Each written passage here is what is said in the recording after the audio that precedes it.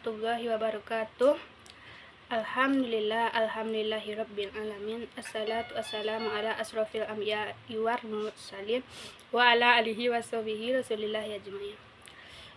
Baiklah, di sini saya akan mengkaji dan tafsir Tarbawi yang dimana surat Al-Baqarah ayat 259. Di dalam kajian ini saya akan menjelaskan yang pertama membacakan ayatnya, yang kedua membacakan arti ayatnya, yang ketiga menjelaskan asbabun nuzulnya, yang keempat menjelaskan nilai-nilai pendidikannya.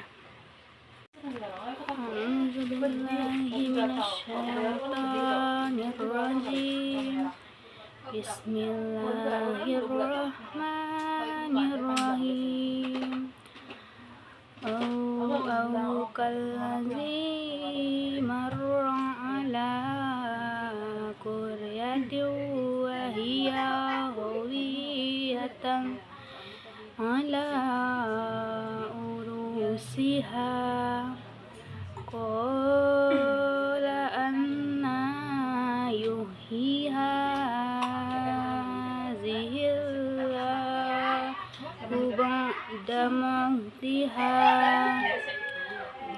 fa'amatahu Allahu mi'ata amin ba'asah qala kum labista qala labistu yawman aw ba'da yawmi qala bal labista mi'atan amin fa'zur ila ta'amika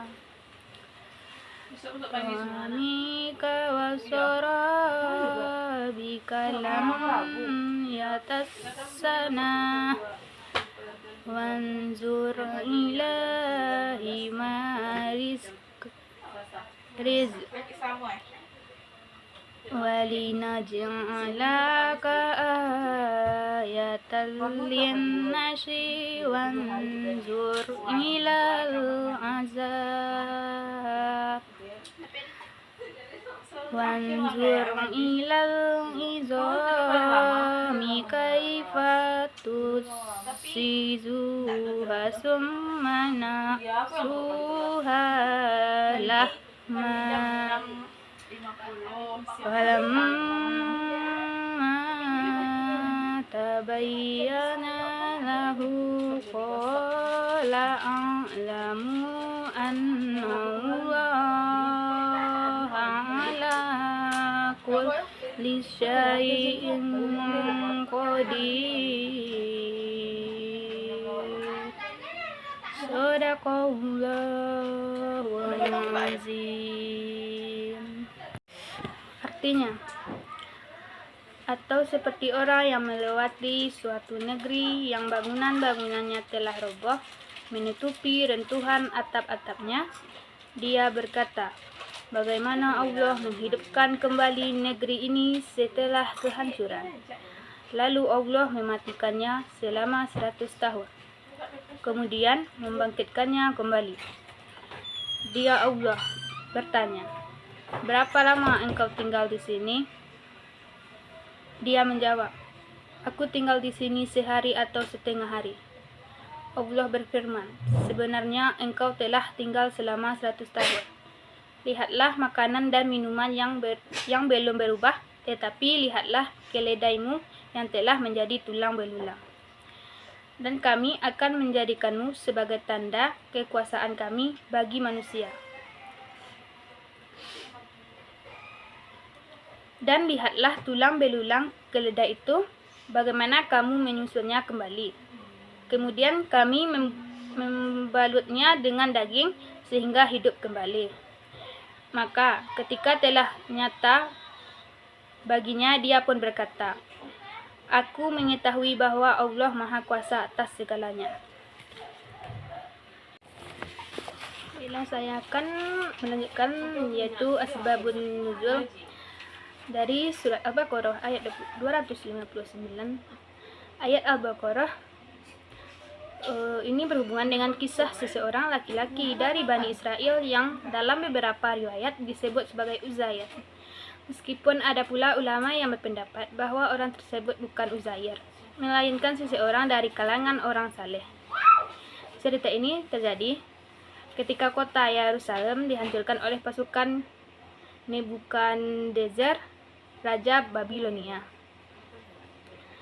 Ia menguasai tanah tersebut. Kota ini hancur total dan ditinggalkan penghuninya menjadi reruntuhan yang tidak ada kehidupan. Bagaimana Allah menghidupkan kota ini kembali setelah kehancuran? Maka Allah mengujinya dengan mematikan laki-laki ini selama 100 tahun. Laki-laki tersebut akhirnya menyadari kekuasaan Allah dan berkata, "Saya yakin bahwa Allah Maha Kuasa atas segalanya." Menurut pendapat ulama, yang pertama, Iman Al-Wahidi dalam kitab Asbabun Nuzul menyebutkan bahwa ayat ini turun berkenaan dengan peristiwa seseorang laki-laki dari Bani Israel yang meragukan bagaimana Allah bisa membangkitkan kembali orang-orang yang telah mati dan kota yang hancur. Ayat ini turun untuk menjelaskan kuasa Allah dalam menghidupkan yang telah mati. Yang kedua, Ibnu Katsir dalam tafsir Al-Quran Azhim juga menyebutkan kisah yang sama, mengutip beberapa riwayat yang mengatakan bahwa laki-laki tersebut adalah Uzair yang dihidupkan kembali oleh Allah setelah 100 tahun. Selanjutnya, Al-Qurtubi dalam tafsir Al-Qurtubi menambahkan bahwa peristiwa ini adalah tanda kekuasaan Allah yang jelas untuk meneguhkan keimanan manusia bahwa Allah mampu membangkitkan orang mati pada hari kiamat.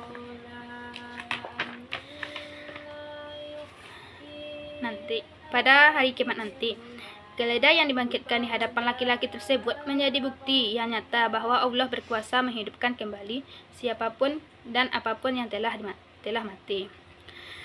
Perdebatan tentang identitas laki-laki dalam ayat ini, terdapat perbedaan pendapat di kalangan ulama tafsir mengenai identitas laki-laki yang disebut dalam ayat ini.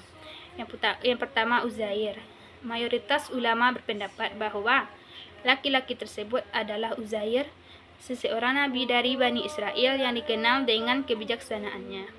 Allah memperlihatkan mukjizatnya ini sebagai tanda kekuasaan sekaligus sebagai peringatan bagi kaum Bani Israel yang meragukan kebangkitan setelah mati. Yang kedua, selain Uzair, beberapa ulama seperti Al-Hasan Al-Basri menyebutkan bahwa laki-laki tersebut bukanlah Uzair, melainkan seseorang dari kalangan orang yang saleh yang hidup di masa kehancuran Yerusalem. Mereka berpendapat bahwa Uzair bukanlah karakter yang disebutkan dalam ayat ini, namun hanya dihubungkan dengan kisah tersebut oleh beberapa perawi.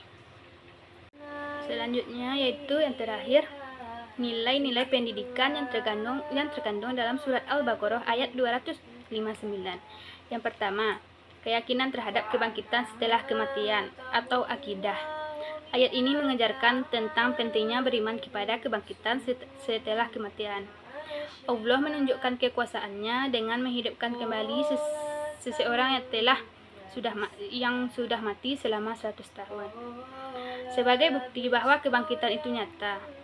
Ini menanamkan keyakinan pada umat Islam bahwa Allah Maha Kuasa dan kebangkitan setelah kematian adalah sesuatu yang pasti terjadi. Yang kedua, keajaiban dan kekuasaan Allah. Allah menunjukkan tanda-tanda kebesarannya melalui kejadian luar biasa ini, yaitu dengan menjaga makanan orang tersebut tetap utuh selama 100 tahun, sementara keledainya hancur dan kemudian dihidupkan kembali. Ini mengajarkan bahwa tidak ada yang mustahil bagi Allah, serta memperkuat iman kepada keesaan dan kekuasaannya. Yang ketiga, ketundukan terhadap kehendak Allah. Orang tersebut pada awalnya meragukan bagaimana Allah bisa menghidupkan kembali suatu negeri yang hancur. Tetapi setelah mengalami kebesaran Allah, dia akhirnya tunduk dan mengakui bahwa Allah mampu melakukan segala sesuatu. Ini mengajarkan bahwa manusia harus berserah diri kepada Allah agar tidak meragukan kekuasaannya. Yang keempat, pentingnya pengamatan dan pemikiran.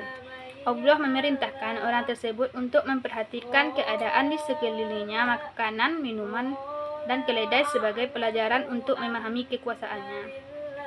Ini mengajarkan umat Islam untuk melindungi tanda-tanda kebesaran Allah di alam semesta, menggunakan akal untuk mempelajari bukti-bukti kekuasaannya, dan meningkatkan ketakwaannya.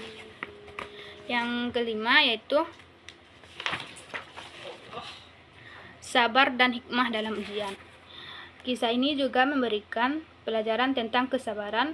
Orang tersebut harus melalui pengalaman yang luar biasa untuk memahami kekuasaan Allah, yang juga menunjukkan bahwa dalam setiap ujian pasti ada hikmahnya. Baik, itulah yang dapat saya sampaikan. Kalau ada kata-kata saya yang kurang sopan atau bahasa saya yang kurang jelas, saya mohon maaf. Saya sudahi dengan Assalamualaikum warahmatullahi wabarakatuh.